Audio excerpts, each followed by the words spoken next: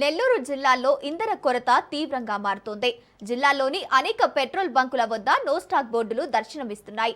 Diesel, petrol కోసం వచ్చిన వాహనదారులు నిరాశతో వెనుదిరుగుతున్నారు. క్యాన్లకు డీజిల్ ఇవ్వడానికి పెట్రోల్ బంకు సిబ్బంది నిరాకరిస్తున్నారు.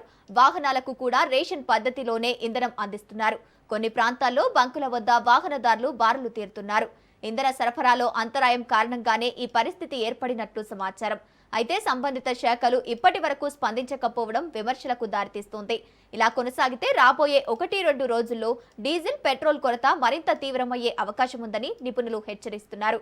ప్రజలు అవసరానికి మించి ఇంధనం నిల్వ చేసుకోవచ్చని అధికారులు సూచిస్తున్నారు.